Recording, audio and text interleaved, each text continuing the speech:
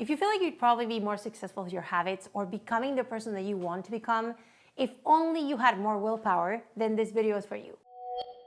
Hi, my name is Jimena. I'm a behavior change coach and I'm the director of coaching at Body Brain Alliance. Today I want to tell you a bit about something that I know gets a lot of people caught up, and that is thinking that they don't have enough willpower or discipline to achieve their goals. So in this video, we're actually going to talk about the skills and areas of improvement that you can work on to foster those different skills and to get those outcomes of having more willpower or more discipline. And if this is something that really resonates with you, you can let me know in the comments. You can drop an emoji to tell me that you're sharing this struggle as well. So when people talk about having more discipline or more willpower, what they are truly referring to is actually being able to look past their present pulls or desires or preferences in order to pursue more of those long-term goals or behaviors. And the issue that comes with that is that we're only seeing a part of that. We're only seeing a part of what is required to achieve those long-term results. So what we end up thinking is that discipline or willpower are traits, that they are something that we're either blessed with or not, that we are either touched by that fairy that gives us discipline and willpower, or we just don't have it in us. And those beliefs are actually holding us back from developing a growth mindset around that. The belief that these are skills that we can improve on.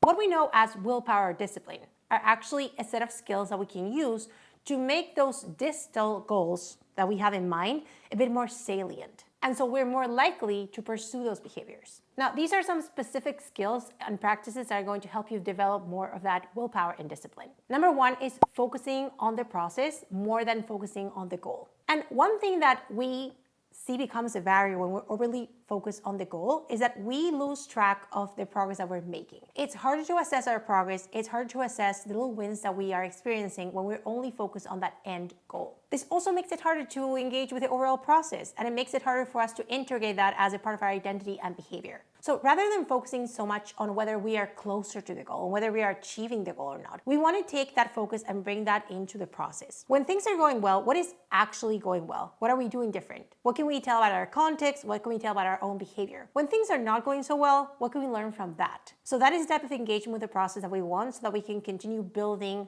on those victories or that success that we're building for ourselves. The other piece of engaging with the process is really asking ourselves, am I making the process enjoyable? Is this something that I actually see myself doing for a long time? Or am I actually just counting the minutes to get it over with? Engaging fully with the process is going to allow you to create sustainable change in the long term. The second area to improve is actually getting clear on your why. And this is about having clarity on your intrinsic motivation. Now, you might have heard about intrinsic motivation as something that describes inherently enjoying a certain activity. And we can recognize that not every activity is going to be enjoyable. We can actually get to love or enjoy an activity, but at the same time, there are some activities that might never be what we prefer to do. And yet, we can still see the value in those activities. So how do we find intrinsic motivation in areas that are not particularly attractive to us? What we're going to do there is actually start linking those activities, those tasks, those habits with the other areas where they can add value. So for example, knowing that if I'm invested in being more efficient with my work, then I can clear my schedule for the day and actually do activities that I truly enjoy. So this is about being able to find that connection with your values, with your preferences, with your desires, being able to have an understanding of how is doing this in pursuit of creating your best possible life. How is this unblocking something that is really positive for you and for your values? Having clarity on this is going to allow you to intentionally come back to those habits, to those behaviors, and at the same time, it's going to make it easier to access the rewards that otherwise we would only see in those long-term behaviors and outcomes. The third area is getting more curious on your own cognitive flexibility. Really asking yourself, how willing are you to do things imperfectly? And do you ever see value in doing things imperfectly? If you're working on mastering a skill or a habit and you're still not as consistent as you'd like to be, if you're expecting perfection, you're adding yet another barrier to that process. So in that situation, taking messy action can actually be a gradual way to improve your mastery of that skill, of that practice, and it can also help you build self-efficacy and self-trust along the way. People that have the most discipline and the most willpower, they don't crush every single workout that they do. They're not excelling at every single thing that they do. However, they keep showing up. And it's actually the accumulation of showing up that leads to those bigger outcomes that they are getting, that you're seeing, and that you want. And for this, we actually need cognitive flexibility, which is the ability to pivot in less than ideal situations. The fourth area is planning and using systems.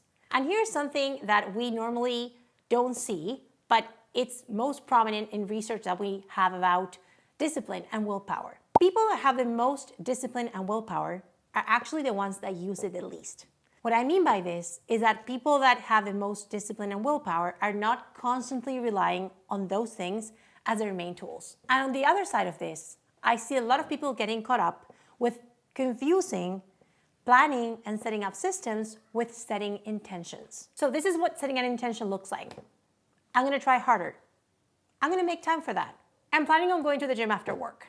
While planning actually looks like I'm going to lay out my outfits so that I can go to the gym at 7 a.m. on Monday and Wednesday. Or I'm going to check my calendar on Sunday and I'm going to block out some space to do a workout or to do meal prepping. Or I'm going to the gym by driving directly into the gym after work without stopping by my house. And then on the other hand, systems actually look like having some type of sequence or process that can allow us to optimize all of these procedures and planning. So systems can look like having a Sunday reset, they can look like meal prepping, they can look like planning your workouts, they can look like doing some environmental adjustments. So rather than thinking of willpower or discipline as traits or as the main goal, try to think of them as tools that you can actually apply. Try to think about the skills that you need to grow and improve on so that you can actually achieve those as the outcome. What are you noticing? What could you improve on? Use that reflection to your benefit. If you want to develop a stronger relationship with your long-term goals, your next step here is watching the video that we have on how to hold yourself accountable to your goals. And we also have workshops at our membership on how to create motivation, how to foster new habits and routines, and how to build systems that actually work. If you like this video and you want to see more like this, please remember to hit like and subscribe. I'll see you soon.